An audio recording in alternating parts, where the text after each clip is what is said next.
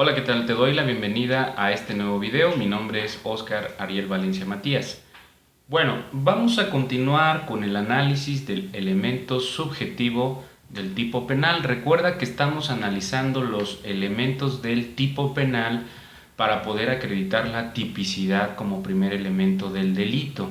¿Sí? Recuerda que los tipos penales pueden contener, si el legislador lo exige en esa descripción típica, hasta 4 elementos. Recordarás: elemento objetivo, subjetivo, normativo y subjetivo específico. No todos los tipos penales contienen los 4 elementos, ¿recuerdas esa regla? Pero sí todos, absolutamente todos, contienen los primeros 2 elementos, que es el elemento objetivo y el elemento subjetivo.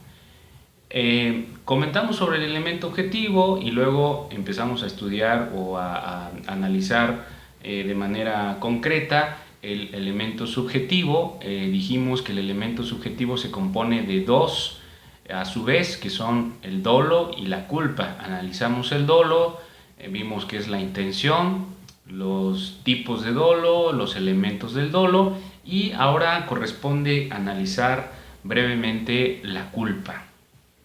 ¿Qué es la culpa? La culpa es el resultado no querido ni deseado, pero que por violar un deber de cuidado o por faltar a la previsibilidad, este resultado pues se llega a producir, ¿no? Es un resultado en el cual no tienes la intención, no quieres ese resultado, pero sin embargo, por faltar a esa previsibilidad o violar ese deber de cuidado, pues llega a suceder. ¿Qué nos dice la legislación al respecto? El artículo 14 del Código Penal para el Estado de Puebla dice: la conducta es culposa si se produce el resultado típico que no se previó, siendo previsible, o si se previó pero se confió en que éste no se produciría, en virtud de la violación de un deber de cuidado que debía y podía observarse según las condiciones y circunstancias, las circunstancias y condiciones personales.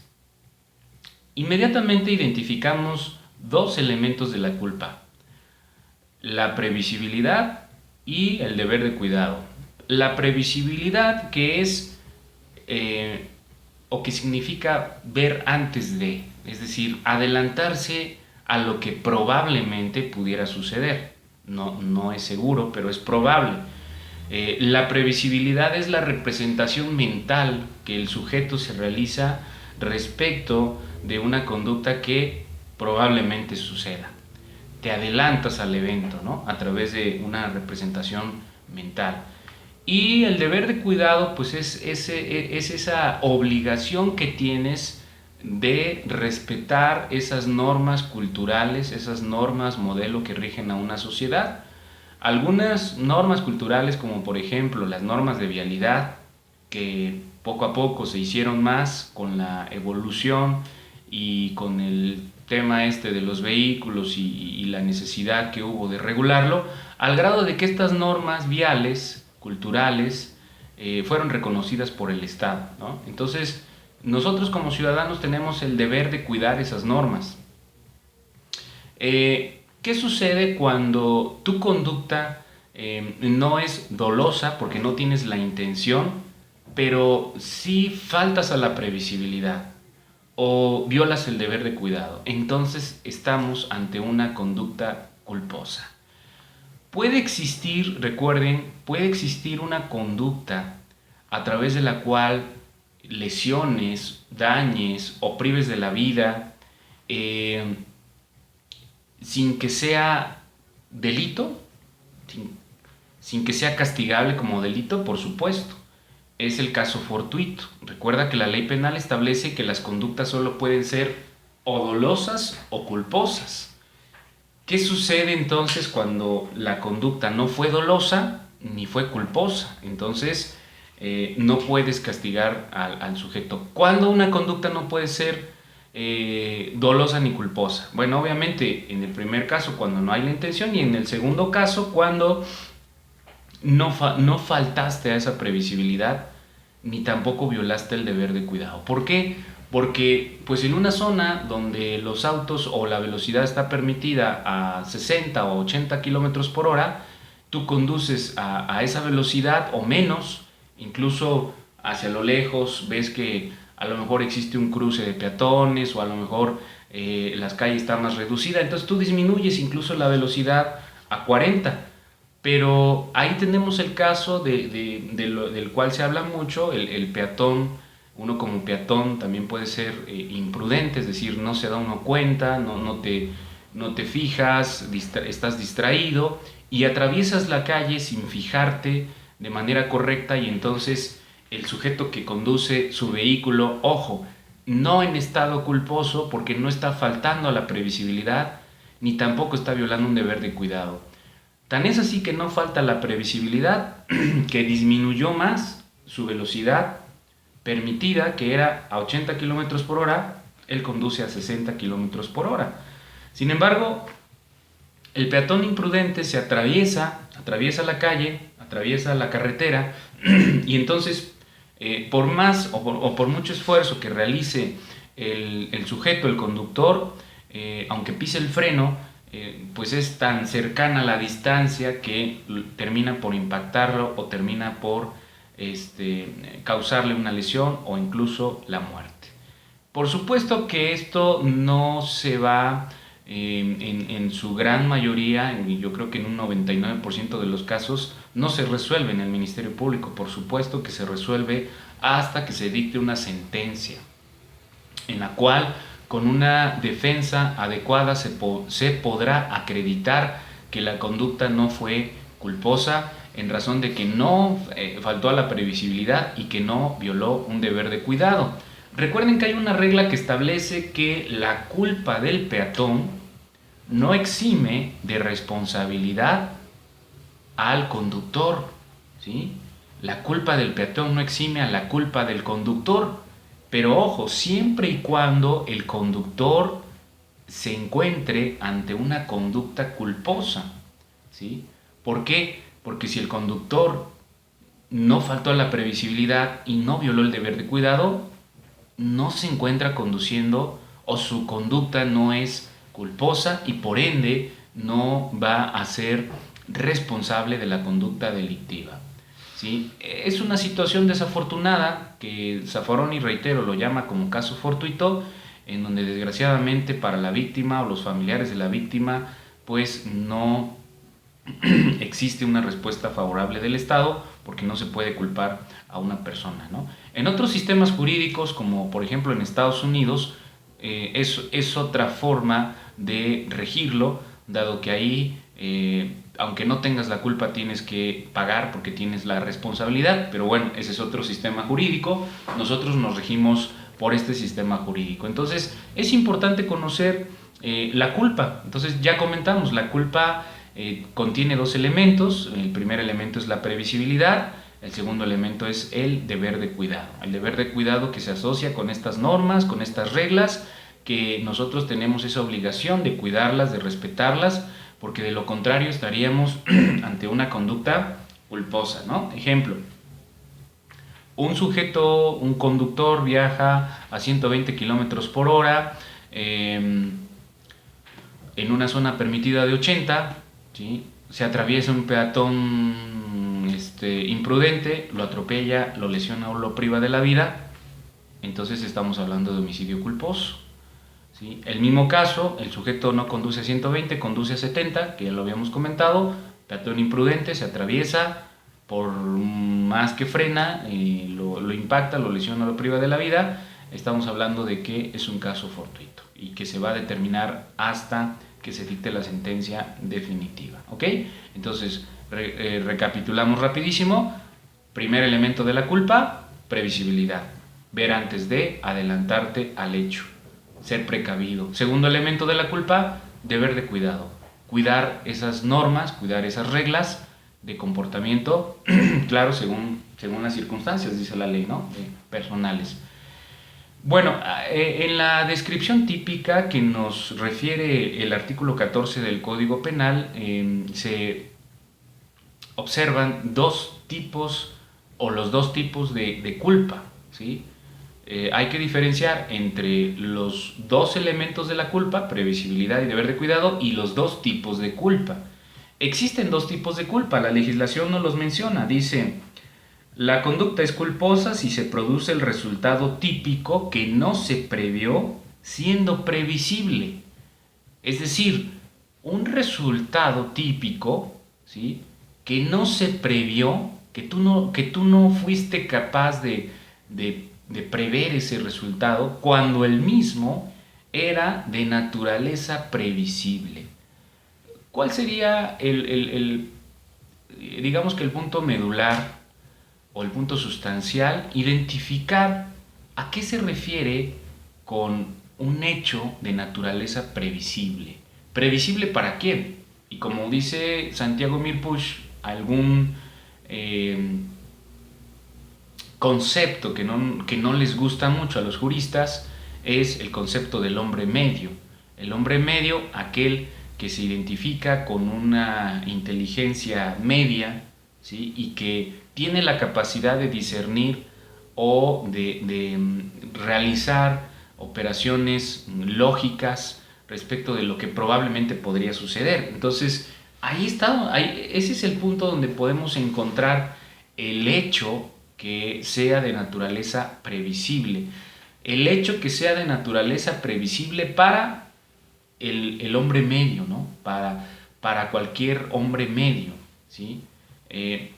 Si tú colocas tu vehículo en una pendiente, bueno, es lógico, es previsible para cualquier hombre medio que ese vehículo, si no lo aseguras, si no le pones velocidad, freno de mano, es lógico que ese vehículo pues podría irse hacia abajo y podría causar un daño, ¿sí? Entonces, un sujeto que conduce un carro grande, un tráiler, un torto, bueno, es lógico que antes de subirse, por la falta de visibilidad, tenga que revisar a lo mejor la parte trasera del vehículo para ver si no existe alguna persona, algún niño o algo que pudiera dañar o lesionar, ¿sí?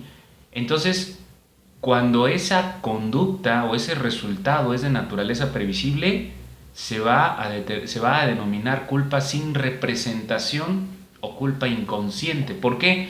Porque para el sujeto que lo comete resulta que no tuvo la capacidad de prever ese resultado, de representarse la posibilidad de ese resultado. La ley dice, si se produce el resultado típico que no se previó cuando este resultado era previsible, ¿no? Oye, ¿por qué no lo previste si esto era previsible, ¿no? ¿Previsible para quién?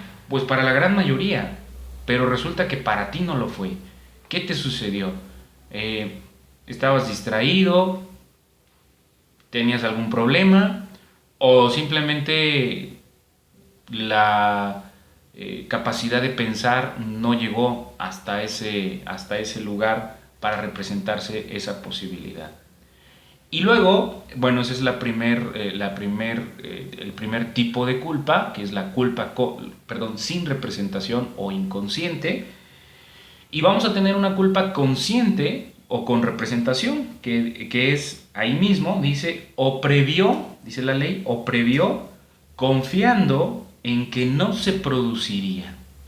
Si tú entonces estás previendo, entonces estás siendo consciente, te estás dando cuenta, te estás representando en tu mente la posibilidad de que ese resultado pueda suceder. Sin embargo, dice la ley, confió en que no se produciría, ¿no? Entonces, el sujeto sí se lo prevé, el sujeto sí se representa la posibilidad porque viaja en su vehículo a 160 kilómetros por hora en una zona permitida de 80 o en una zona permitida de 90 kilómetros por hora, y están ahí los flashazos, ¿no? La representación mental muy breve de que es probable que ocasiones un resultado no deseado, no querido, lesionar a alguien, o que un coche se te cierre, o que una bicicleta que va al lado, a lo mejor el conductor se caiga, en fin, ¿no? Ahí te estás representando tú la posibilidad de que ese resultado suceda, pero confías, dice la ley, en que no se va a producir. Porque además es un resultado que no quieres. No quieres ese resultado. Tú solamente te trasladas de un lugar a otro, ¿no? De tu casa al trabajo o del trabajo a la escuela, etc. Entonces, tú no buscas ese resultado. Tú no quieres causar ningún daño. Sin embargo, ojo, te estás representando el resultado y en ese momento estás ante una culpa consciente o con representación. ¿Confías en que no sucede? Porque tu vehículo está en óptimas condiciones, porque admiras a los corredores de autos y crees que puedes hacerlo tú también, en fin, por diversas situaciones confías en que no va a suceder, ¿no? Es así como que no pasa, no sucede, voy bien, ¿no? Y sin embargo, el desenlace pues te dice lo contrario. Entonces, ahí están los dos tipos de culpa, la culpa consciente, la culpa inconsciente. Por supuesto que al momento de llevar a cabo la individualización de la pena, de la sanción, será más punible la culpa consciente que la inconsciente, ¿no? Porque en la inconsciente pues no te diste cuenta, en la inconsciente no te percataste, ni siquiera pudiste prever o tuviste la capacidad de prever ese resultado, y por lo tanto le es menos reprochable la conducta a aquel que sí se lo representó, pero que sin embargo confió en que no se produciría el resultado. Y finalmente, igual que en el video anterior, se nos alargó un poquito, pero bueno, estos videos valen la pena agotar completamente el tema para que no se parta, no lo veamos en dos partes. Finalmente, solo mencionar que el dolo eventual es muy similar, es una línea muy delgada a la que lo divide de la culpa con representación. ¿Cuál es la diferencia? Pues la diferencia evidentemente es la pena. Recuerden que por una conducta dolosa, si hablamos por ejemplo del homicidio, estamos hablando de que pues el básico es de 13 a 20 años de prisión, doloso. Y si hablamos de un calificado, pues estamos hablando de 20 a 50 años. O si es un especial agravado, es decir, si es en contra de ahora los temas de género o en contra del papá o la mamá, en algunos estados ya la penalidad se eleva hasta los 60 años. Y si se acredita que es culposo, entonces estamos hablando de una pena básica, sin agravantes, de 1 a 5 años. Vale la pena entonces saber distinguir el dolo eventual de la culpa con representación. ¿Cuál es la diferencia? La diferencia es que en el dolo eventual te representas el resultado como probable, que no quieres, ojo, pero que si sucede, pues ni modo, lo aceptas. Y en la culpa con representación, te representas el resultado como probable, como posible, pero que si sucede, jamás lo aceptas, porque estás confiando en que ese resultado no va a suceder, ¿sí?